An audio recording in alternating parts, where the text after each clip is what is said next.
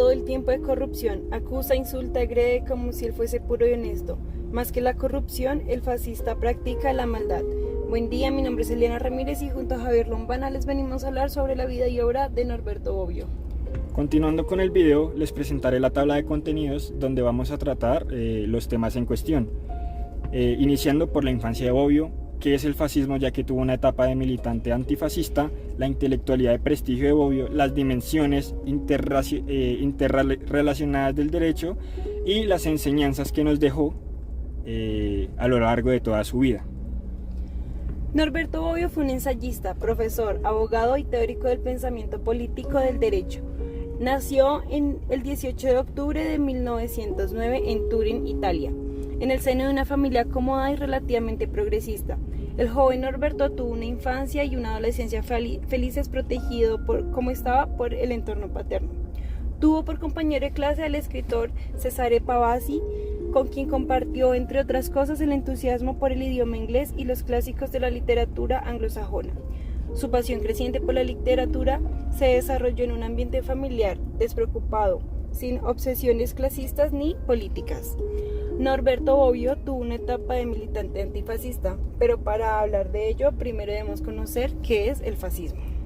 Bueno, el fascismo, un movimiento de masas y una ideología política predominantes en Europa en la primera mitad del siglo XX, especialmente antes de la Segunda Guerra Mundial.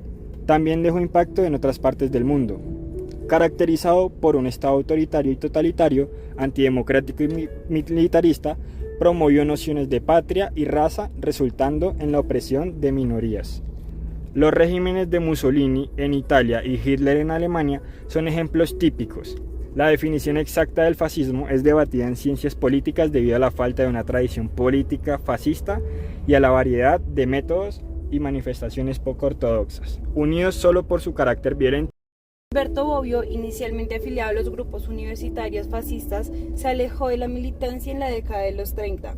En 1935 fue puesto bajo arresto domiciliario por su conexión con la izquierda. Comenzó su carrera académica y en 1939 tomó contacto por primera vez con el pensamiento de Thomas Hobbes, filósofo que inspiraría gran parte de su pensamiento político, del que se considera uno de los mayores especialistas. A pesar de su afiliación inicial de la militancia fascista de Bobbio, fue más nominal, ya que la mayoría de sus amigos eran antifascistas. En la década de los 40, Bobbio cambió activamente una postura antifascista, uniéndose al movimiento liberalista social y posteriormente al Partido de Acción. Durante la Segunda Guerra Mundial, el antifascismo no implicó un gran peligro debido a su origen burgués. Participó en la resistencia, fue arrestado en 1944 y regresó a Turín después de la caída de Mussolini. En estos tiempos difíciles, contribuyó a la prensa clandestina frente al coordinado del Partido Comunista. La transición de Bobbio hacia el antifascismo puede atribuirse a la combinación de influencias personales, conexiones políticas y experiencias que los llevaron a cambiar las perspectivas e involucrarse activamente en la lucha contra el fascismo. Bueno, ahora hablaremos sobre el postulado de Bobbio. Para Bobbio, el derecho era un objeto central de estudio y reflexión a lo largo de su carrera. En su obra Teoría General del Derecho, Bobbio aborda de manera exhaustiva el concepto y la naturaleza del derecho, que según Bobbio, el derecho es un fenómeno social complejo con varias dimensiones interrelacionadas, las cuales son: 1. Normatividad. Bobbio sostiene que el elemento fundamental del derecho es la normatividad. El derecho implica reglas y normas que prescriben y prohíben ciertas conductas en la sociedad. Estas normas son creadas y reconocidas por una utilidad legítima y están respaldadas por sanciones en caso de incumplimiento. 2. Coerción. Una característica esencial del derecho, según Bobbio, es su capacidad para ser respaldado por la coerción. El Estado tiene el monopolio legítimo de la fuerza para hacer cumplir las leyes y sancionar a quienes las infringen. La coerción, entendida como la capacidad de imponer medidas punitivas, distingue el derecho de otras formas de regulación social. 3. Institucionalización. Bobbio subraya la importancia de la institucionalización en el derecho. Las normas legales son parte de un sistema más amplio de instituciones legales que estructuran la sociedad. Estas instituciones, como los tribunales y las legislaturas, desempeñan un papel crucial en la interpretación y aplicación del derecho. Cuarto, justicia.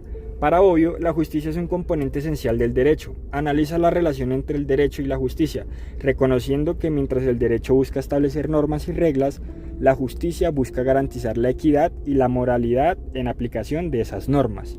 Y quinto y último, la dinamicidad. Bobbio también reconoce la dinámica inherente al derecho. Este no es estático, evoluciona y se adapta a las cambiantes circunstancias sociales y culturales. La interpretación y la aplicación del derecho deben considerar la evolución de la sociedad para mantener su relevancia. Para sintetizar, Norberto Bobbio ejemplifica el derecho como un fenómeno complejo que abarca normas, instituciones, coerción, justicia y dinamicidad. Su análisis proporciona una comprensión integral de la naturaleza y la función del derecho en la sociedad, destacando su importancia como instrumento para regular la conducta humana y establecer un marco de convivencia ordenado. El jurista Norberto Bobbio nos deja como resultado de su estudio del derecho y la política estas 4 enseñanzas propuestas de la siguiente manera. La primera, democracia y derecho. La enseñanza del jurista sobre la relación entre democracia y derecho destaca la importancia del derecho como instrumento para garantizar la democracia. Bobbio sostiene que el derecho es necesario para modelar y asegurar las instituciones democráticas y que la democracia es un conjunto de reglas jurídicas que aseguran los poderes de la mayoría y al mismo tiempo imponen límites para garantizar la libertad, la igualdad y los derechos humanos. Esta enseñanza es relevante tanto en el contexto histórico del fracaso de la ilusión de una democracia o socialismo sin derecho, como el rechazo actual de las reglas y controles en las ideologías liberal-cambistas modernas. En segundo lugar, tenemos el derecho y razón. La enseñanza de Norberto Bobbio sobre la relación entre derecho y razón destaca la importancia de la racionalidad en la formulación y aplicación del derecho. Bobbio sostiene que el derecho es una construcción racional y la razón es el instrumento necesario para proyectar y elaborar el derecho. Esta enseñanza es relevante en el contexto de la teoría del derecho como una teoría de razón, ya que el derecho es un artículo político y teórico que requiere interpretación, defensa y protección basadas en razón. Tercero, la razón y la paz.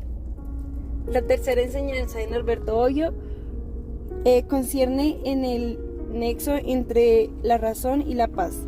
Bobbio sostiene que la paz, al igual que el derecho, es una construcción artificial y argumenta que mientras la guerra es el producto de la inclinación natural, la paz es un dictado de una recta razón, es decir, que la construcción racional que permite al hombre recabar ciertas consecuencias de ciertas premisas o llegar a los principios partiendo de ciertos datos de hecho. Bobbio también señala que el estado de naturaleza es el estado del mundo contemporáneo. Es aquel que la ley primitiva del más fuerte y la guerra infinita, del cual solo es posible salir de estas a través del derecho y la razón. Por último, nombramos la paz y los derechos humanos. Esta enseñanza sobre la relación entre paz y derechos humanos destaca la importancia de garantizar los derechos humanos